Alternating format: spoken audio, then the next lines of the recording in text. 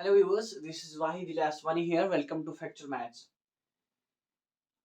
आज हम शुरू करने जा रहे हैं एक्सरसाइज नंबर 5.2 और एक्सरसाइज नंबर 5.2 का आपका है क्वेश्चन नंबर 1 एंड आप देख सकते हैं आपके सामने मैंने एक टेबल ड्रॉ किया हुआ है, टेबल एक फ्रेम किया हुआ है जिसमें अलग अलग आइटम्स, अलग अलग चीज़ें आपके पास दी हुई हैं एंड उसमें कुछ एक एक रो में तीन चीज़ें दी हुई हैं। आपने उनमें से एक फाइंड करनी है। जैसे फर्स्ट रो में, फर्स्ट पार्ट में तीन चीज़ें दी हैं, आपने वो फाइंड करना है। यहाँ भी तीन चीज़ें दी हुई है, ये फाइंड करना है। एक ब्लैंक होगा, उसको आपने फाइंड करना है। लेकिन इसको फाइंड करने से पहले हमें एक चीज को समझना है।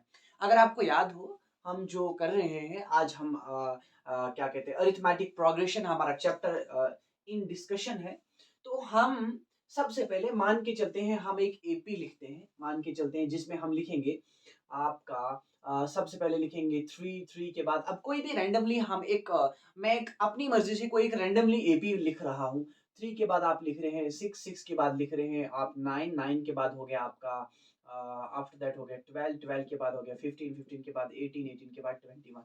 ये एक मैंने एपी लिखा, ठीक है ना। नाउ द क्वेश्चन इज, ये आपका अगर A1 है, A2 है, A3 है, A4 है, A5 है, A6 है, A7 है, ठीक है ना। ये चीजें आपके पास दी हुई है। अब मसला है, क्या हम सिर्फ इसमें जो आपके पास रिक्वायर्ड टर्म्स हैं उन्हीं को लिख सकते हैं, या हम to the infinite number of terms जा सकते हैं। इनफाइनाइट नंबर ऑफ टर्म्स तक जाने का मसला मतलब है क्या, जैसे अगर आपको याद हो, हमने पिछली एक्सरसाइज में किया, अगर हमें A50 मालूम करना है या A500 मालूम करना है, हमें उसके लिए मालूम क्या होना चाहिए, A50 का फॉर्मूला अगर आपको याद हो, भूले नहीं, तो A+49D उसका फॉर्मूला है। A आपका दिया हुआ है 3+49 है, A+49D 49 इंटू डी। अब डी यहां से मालूम होगा आपको, डी जानते हैं आप, अगली में से पिछली टर्म A2 में से A1 कर दे, A4 में से A3 करते हैं, वगैरह वगैरह जो भी आप करना चाहें। यहाँ आप देख सकते हैं 3 आपका ये क्या कहते हैं, डी है। चलिए जरा करेंगे। 3 प्लस एज इट इज, 3 4 9 3 27, 3 4 12 और 2 14। ये करेंगे 100, कितना आएगा 51। 151 आपकी 50th टर्म है, यानी 50वीं जो टर्म बनेगी आपकी, A50 जो बनेगा वो बन रहा है आपका 151। अब देखिएगा इसी चीज को, यहां मैंने आपको कहा था कि यहां अगर A50 है तो वहां आपका क्या होगा, उससे एक कम होता है, उससे एक कम। यहाँ 50 है, यहाँ 49D है। अगर आपको A 189 फाइंड करना होगा, इसका फॉर्मूला होगा A+188D। ये फॉर्मूला जितना यहाँ होगा उससे एक कम है। अब मसला है, ये जो आपके पास यानी नंबर ऑफ टर्म्स दी है तो पूछी है तो बोल सकते, लेकिन अगर आपको बोला है AN फाइंड करो, AN यानी nth टर्म आप फाइंड करें जरा। nth टर्म मींस कुछ भी हो सकता है, आपको जनरल एक स्टैंडर्ड फॉर्म चाहिए, फॉर्मूले का एक स्टैंडर्ड फॉर्म चाहिए। तो nth टर्म का आप फॉर्मूला कैसे बनाएंगे, कैसे देंगे, इस हिसाब से आप उसका फॉर्मूला है A+n-1 * d। अब इस चीज को समझिएगा।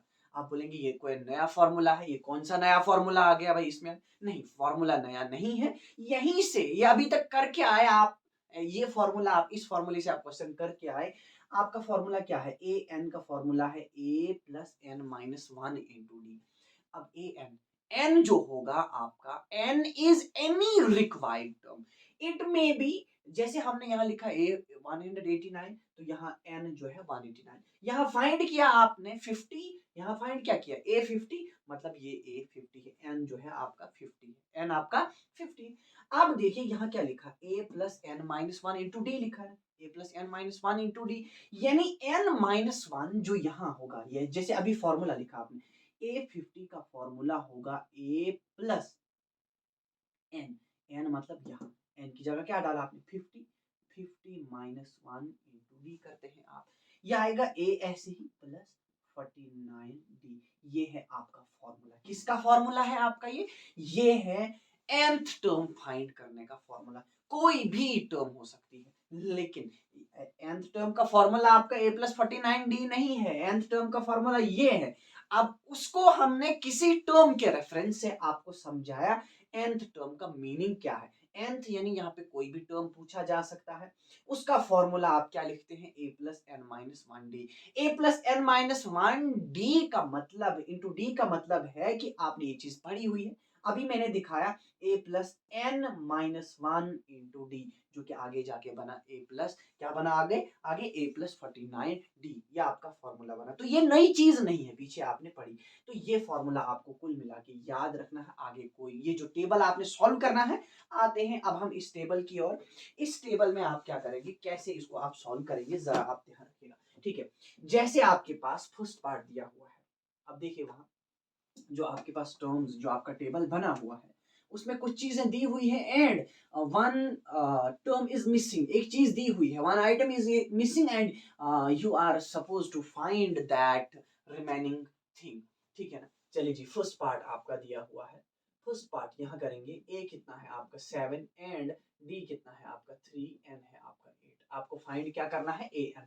चलिए जी, ए एन, ए एन का फॉर्मूला क्या है, a plus n minus one into d, यहां से है आपका solution. Okay, this is your solution.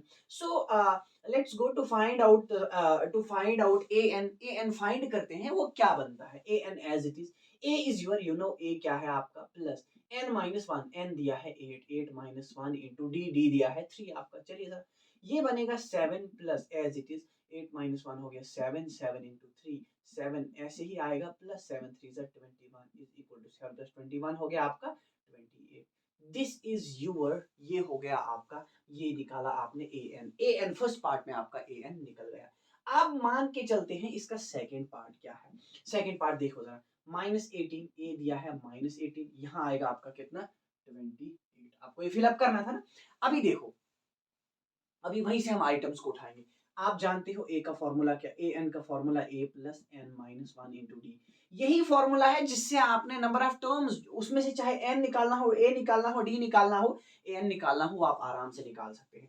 अभी दूसरे चीज को लिया हमने, ए की जगह माइनस 18 है, लेकिन ए एन जो है आपका नहीं दिया है। ए एन दिया है क्या, हाँ ए एन दिया है, a n is equal to zero, a n की जगह जीरो। आप सेकेंड रो में देखिए, ए एन दिया है आपका कितना, जीरो है। एंड ए दिया है क्या, हाँ बिल्कुल ए है आपका माइनस 18, प्लस एन जो है इसमें कितना दिया हुआ है, एन दिया है 10, एन दिया है 10 minus one into d, d as it is, d को फाइंड करना है। चलो जी, ये बनेगा 0 प्लस 18, कैसे, ये 18 इधर आएगा प्लस में हो जाएगा, ठीक है ना। एंड वहां बनेगा आपका, वहां इज इक्वल टू है भाई, प्लस नहीं है, इज इक्वल टू होगा 10 माइनस वन, ये बचेगा आपका 9 डी, क्योंकि 18 इधर आया प्लस 18 पाएंगे, वहां कितना है 10 इंटू 10 माइनस वन बचा 9, 9 डी हो गया आपका 18 अपान ये 9 इधर आएगा is equal to d, d निकला आपका 2। इस तरीके से आप फाइंड करेंगे, डी निकला 2। अब इसमें से कभी आपको एन फाइंड करना होगा, 5 पार्ट है ना, एक और पार्ट करते हैं। अब मैं इसका करता हूँ, मान के चलते हैं इसका वी पार्ट कर रहा हूँ। हमारे पास फॉर्मूला क्या है, सोल्यूशन आप शुरू करेंगे यहीं से, ए इज इक्वल टू, सोल्यूशन आप क्या, आपका यहीं से शुरू होगा, थोड़ा इधर जैसे लिखते हैं, सोल्यूशन आपका क्या होगा, a n is equal to a plus n minus one into d, ये है फॉर्मूला। ए एन कितना है, फिफ्थ पार्ट में ए एन आपको फाइंड करना है। फिफ्थ पार्ट में आपने ए एन, हाँ फिफ्थ पार्ट में ए एन ही आपने फाइंड करना है, नहीं ये किया, ये नहीं करेंगे, हम फाइंड करेंगे, अब हम करेंगे आईवी पार्ट, आईवी पार्ट, क्योंकि ए एन अभी हमने फाइंड करके दिया ना। अभी हम मान के चलते हैं हमें करना है फोर्थ वाला पार्ट। फोर्थ वाले पार्ट में आपके पास दिया हुआ है ए की जगह minus 18 is equal to, a n दिया हुआ है ना इसमें, ए एन कितना है आपका 3.6, यहाँ डालेंगे ना, ए एन की जगह क्या डालना है 3.6 आपने डालना है, इज इक्वल टू ए की जगह दिया minus 18.9 plus n minus one, n आपका नहीं दिया है, यही तो आपने फाइंड करना है, n minus one into d, लेकिन डी दिया है, डी कितना है 2.5। चलो जी उसको इधर लाओ आप, सबसे पहले इसको इधर लाते हैं, ये बनेगा 3.6 प्लस 18.9 डिवाइडेड बाई डाल देंगे आप कितना 2.5। एक ही स्टेप में हमने दो काम किए, क्या ये 18.6 माइनस में था, इधर लाया आपने एलएचएस में, वो ट्रांसपोज करके उसको, उसका साइन जो है वो चेंज हो गया, दैट बिकम्स पॉजिटिव, वो पॉजिटिव हो गया। वहां 2.5 मल्टीप्लाई में था, वो इधर लाया आपने, वो डिवाइड में चला गया इसके, ठीक है ना। यहाँ बचा n माइनस वन। चलो जरा ये सॉल्व करो, 9 और 6 कितना होता है आपका 15 होता है, 8 और 9 और 6 हो गया आपका 15, 1 रहा कैरी, 8 और 3 11, 11 और 1 12, ये पॉइंट है 12 वन, वन और वन टू, 12 पॉइंट। अरे भाई ये क्या हो गया, 12 कहाँ आएगा, 21 आएगा। 9 6 हो गया ना 15, 9 और 6 हो गया ना 15 आपका। 9 6 15, 8 और 3 हो गया कितना, यहाँ गया पॉइंट, 8 और 3 11, 8 और 3 हो गया 11, 11 और 1 12, 15 कैरी, 1 और 1 2, हाँ ठीक है 22.5। 22.5 डिवाइडेड बाय आ गया 2.5, इससे डिवाइड करेंगे, ये शायद आएगा 10 जार है ना, 2 10 जार 20, 10 जार इज इक्वल टू है n माइनस 1। तो 10 is equal to n minus 1, n is equal to 10 plus 1, ये 1 इधर आएगा, क्या बनेगा प्लस में, n निकला आपका 11। n कितना निकला आपका, n आपका निकल रहा है 11। जरा इसको चेक करते हैं क्या ये ठीक किया या नहीं किया। ये जो डिवाइड किया मैंने 22.5 divided by 10 into 10 upon 25, 10 1 10, 25 1 25 1 jar and 25 10s are 225, 25 10s are ही होता है ना 225, 25 10s are 25 4s are 100 8s are, अरे ये तो 9s are ही आ रहा है, 9s are ही आता ना आपका, 9 9 9 9 9 25, अरे क्या हो गया यार, ये अभी दिमाग भी नहीं चल रहा है। 25 2 2 25 आ गया अपॉन 10 इनटू आएगा 10 अपॉन 25, 10 और 10 कैंसिल हो गया, 10 1 जा 10। अब मुझे सिंपल डिवाइड करना पड़ेगा यार, 2 2 5 को 10 से डिवाइड करना है, 10 से नहीं डिवाइड करना है, इसको 25 से डिवाइड करना है, 2 2 5 को जरा 9 से करेंगे, 9 5 जार 45, 9 2 जार 18 और 4 22, हाँ बिल्कुल 9 आएगा, यहाँ गलत कर रहे हैं हम, यहाँ था आपका 9, कितना आता है 9, तो n is equal to 9 plus 1, n निकला आपका 10, n कितना निकला 10। सो ये था आपका पार्ट नंबर इसका IV। इसी तरीके से आप बाकी जो इसके पार्ट बच रहे हैं वो भी आप इसी तरीके से करेंगे। इस तरीके से आपका हो गया क्वेश्चन नंबर 1। ये था आपका क्वेश्चन नंबर 1, काफी आसान पार्ट दिया हुआ है। अब हम आते हैं क्वेश्चन नंबर 2। क्वेश्चन नंबर 2 भी इसी के साथ करते हैं, 2 के 2 पार्ट दिए हुए हैं। चलिए जरा आपका क्वेश्चन नंबर 2 जो है वो आपसे क्या कहता है, let's read and find out क्या कहता है आपका क्वेश्चन नंबर 2। क्वेश्चन नंबर 2 कहता है choose the correct option in the following in the given APs. नीचे आपके पास कुछ एपीज दी हुई हैं, उनमें आपने करेक्ट ऑप्शन चूज करना है। सपोज आपके पास फर्स्ट पार्ट दिया हुआ है, क्वेश्चन नंबर 2 का फर्स्ट पार्ट दिया हुआ है and it says, first part आपका क्या कहता है, 30th टर्म, 30th टर्म आपका एपी दिया हुआ है। एपी क्या है आपका, एपी इज 10 7 10 7 4 इज 7 4, ये आपका है, ठीक है ना। चलो जी आपके पास ऑप्शन दिए हुए हैं, ए पार्ट ऑप्शन क्या क्या है आपके पास, 97 77, 97 है एक एंड 77 है दूसरा, एंड सी पार्ट आपका दिया हुआ है -77 -77 एंड डी पार्ट है -87। ये ऑप्शंस दिए हुए हैं। सबसे पहले ए आपका कितना दिया है, सोल्यूशन आप जब शुरू करेंगे, ए आपके पास दिया हुआ है 10, ए 10 है, A2 कितना है 7। चलिए जी डी फाइंड करेंगे, डी फाइंड करेंगे A2 में से A1 यानी ए ही बात कर रहा हूं मैं, ठीक है ना। A2 कितना है 7 minus 10 is equal to -3, d निकला आपका -3। डी अगर -3 है, आपने चेक करना है, आपसे क्वेश्चन ने कहा है 30th टर्म, इस एपी का, ये जो एपी बन रही है, यहाँ जितनी भी एपी आप लिखेंगे, इसकी 30th टर्म इनमें से कौन सा ऑप्शन है। हमने डी फाइंड किया, हम डायरेक्ट जाएंगे A30 का फॉर्मूला अभी किया आपने, A plus 29D, A plus 29D लिखें या A plus 30 minus 1 into D लिखे, उससे भी लिख सकते हैं, इससे भी बात एक ही है, ठीक है। ये 30 का फॉर्मूला, इधर डी लिखना भूल गया। ए कितना है आपका, ए दिया है 10 प्लस 29 इंटू डी कितना है -3। चलो जी 10 ऐसे ही, ये कितना बनता है आपका प्लस 3 9 जा 27, 3 2 जा 6 और 2 होता है आपका 8, ये आएगा -8, 3 9 जा 27, 2 रहा कैरी, 3 2 जा 6 और 2 8, ठीक है, यहाँ आएगा -10 -67 प्लस माइनस माइनस होगा, तो आंसर आपका कितना आता है -57। अरे -57 तो ऑप्शन ही नहीं है कहीं भी, दूर दूर तक ऑप्शन नहीं है, हम भाई गलत कर रहे हैं, ठीक है भाई, कहाँ गलत कर रहे हैं जरा देखो। हाँ हाँ, नहीं कहाँ कर रहे हैं, अभी तो गलत होने कोई ऑप्शन ही नहीं है, कहीं गलत कर रहे हैं। 77 माइनस प्लस हो रहा है। फॉर्मूला आपका क्या है, हमने क्वेश्चन ठीक लिखा क्या? 10 7 4, 7 में से 10 बाकी बचेगा आपका, ये ठीक है। 7 में से 10 बाकी बचेगा आपका -3। फॉर्मूला डाला आपने, a+29d, a कितना है आपका 10 + 29 डी कितना है वो 3 9 20। अच्छा, बोल कुछ रहे कर कुछ रहे, मसला ही है ना। 3 9 ठीक है, 3 9 27, 2 रहा कैरी, 3 2 6 और 2 8 होता है, यहाँ 87 है आपका फाइनल आंसर आएगा -77। सो इस एपी का जो आपका पार्ट नंबर सी है that is your correct option. Part number C, C option जो है वो आपके पास करेक्ट दिया हुआ है। अब एक और एपी लिखते हैं, दूसरी एपी देखेंगे जरा।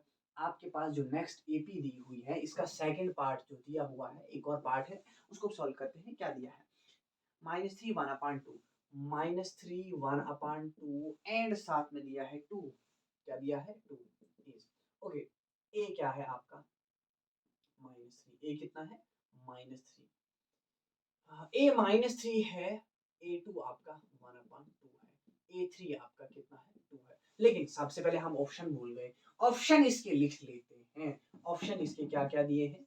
ऑप्शन में दिया है 28 22, 28 22, 22 के बाद क्या दिया? -38, -38 एंड डी पार्ट में आपका दिया है क्या? 48, -48 कंप्लीट 1/2, ये चीज दी हुई है। अब चलें जी, फाइंड करें। यहाँ से पहले आप डी फाइंड करें। डी का फॉर्मूला क्या होता है? A2 - A1। A2 कितना है आपका? 1/2। A1 कितना है? -3। A1 है आपका -3। ये आएगा 1/2 + 3 is equal to 3 2 6 + 1/2 is equal to 7/2। D आपका हो गया 7/2। अब आपने क्या फाइंड करना है? इसका बोला है आपको 11th, ऊपर दिया था ना 30th टर्म पहले पार्ट का, यहाँ पूछा है 11th टर्म इनमें से कौन सी बनती है, इन चार ऑप्शन में से 11th टर्म। आप A11 फाइंड करेंगे। A11 का फॉर्मूला A + 10D, आपको याद हो, एक जितना यहाँ होता है उससे कम होता है यहाँ पे। A + 10D, A कितना है आपका? A दिया हुआ है -3 प्लस 10 इंटू डी, डी कितना है? 7/2। जरा करेंगे 2 1 2 2 5 10, -3 ऐसे ही 5 7 35 होगा यहाँ। ये कितना आता है नीचे? ये बचता है आपका 32। ये आपका होना चाहिए 32। क्या है कहीं 32 ऑप्शन? फिर से कहीं गलत कर बैठे हैं, फिर से हम कहीं गलत कर बैठे।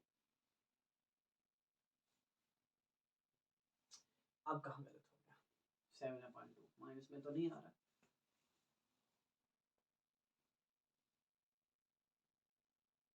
1/2 में से कैसे?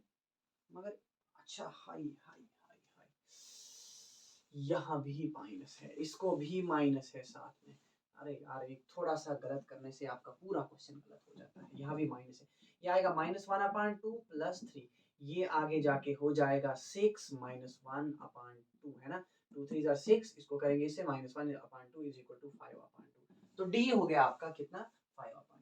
अब फाइंड करेंगे A11, क्योंकि 11 टर्म इनमें से चूज करना है आपने। 11 टर्म इस एपी का क्या बनता है? इनमें से कोई एक ऑप्शन करेक्ट है क्या? You are required to choose that one option, ठीक है ना। A11 का फॉर्मूला इज A11 का फॉर्मूला A + 10D होता है। A इज योर कितना है? A आपका -3 + 10 इंटू डी, डी कितना है आपका? D इज योर, अभी फाइंड किया 5/2। 2 1 2, 2 5 5 5 10, ये आएगा -3 ऐसे ही, -3 हो गया ना ऐसे ही, 5 5 25, ये आएगा आपका कितना? 20। अभी आ रहा आपका 22 आ रहा है, 25 में से 3 बाकी 22।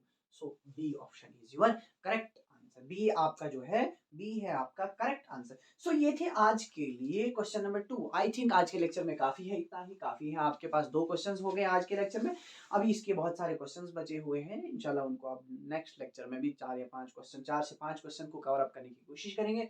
उम्मीद है आपको मेरी वीडियो अच्छी लगी हो, मेरा पढ़ाना अच्छा लगा हो। अगर आपको मेरी वीडियोस अच्छी लगती हैं, मेरा पढ़ाने का मेथड तरीका अच्छा लगता है, तो मेरी वीडियोस को लाइक कमेंट और शेयर करना बिल्कुल भी ना भूलिएगा, एंड साथ में मेरे चैनल को भी सब्सक्राइब करते जाइएगा। Thank you.